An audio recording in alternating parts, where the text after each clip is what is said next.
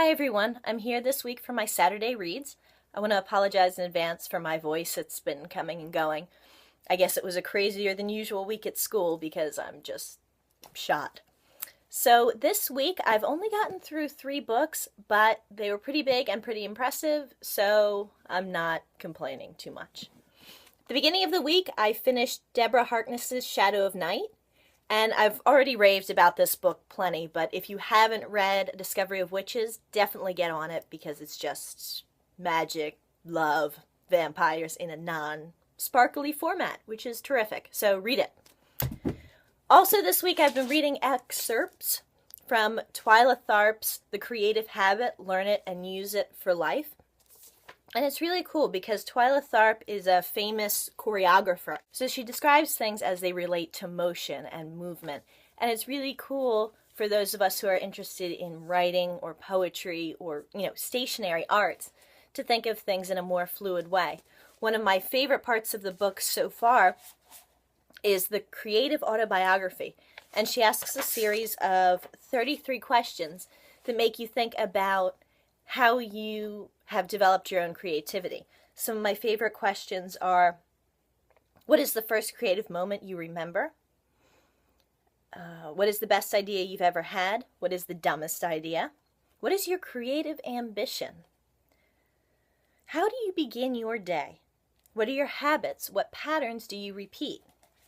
Describe your second successful creative act. Who are your role models? Why are they your role models? Who is your muse? How do you define a muse? So they're just some really cool ways to think about your creativity and how you've developed it over time. She relates creativity to our habits, what we do every day that makes us who we are. So far it's a really good read and I'm looking forward to getting into it further. Also this week I've started The Golem and the Gini by Helene Wecker. And it's also very good so far. She's really, really good at world setting. The story focuses on the Golem and the Gini, and she describes how each of these characters came to be. The Golem was created by a questionable wizard who made the Golem as a wife for a man who couldn't get a wife the normal way.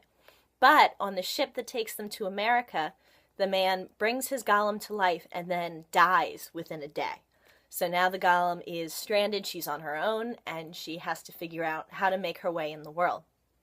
The Gini, similarly, is without a path. He doesn't know how he was trapped in a magic lamp, basically, the same way you would think of Aladdin. He doesn't know how he was trapped and doesn't even understand the passage of time. He was trapped centuries ago, and he's brought out of the bottle in the 1800s and knows nothing about what's happened in the interim. So he's very confused and finds himself in New York, at the turn of the 20th century and has to figure out what he's going to do with himself and how to get himself out of his entrapment in human form and his attachment to a master in the bottle. So far it's really good.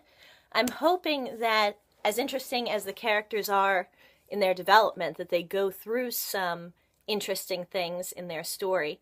I don't know if there's going to be any romance or anything, but I've, got my fingers crossed. So my goal for this week, at least, is to finish The Golem and the Gini, and then see what happens next. I hope you guys are having a great week, and I will talk to you all later. Bye.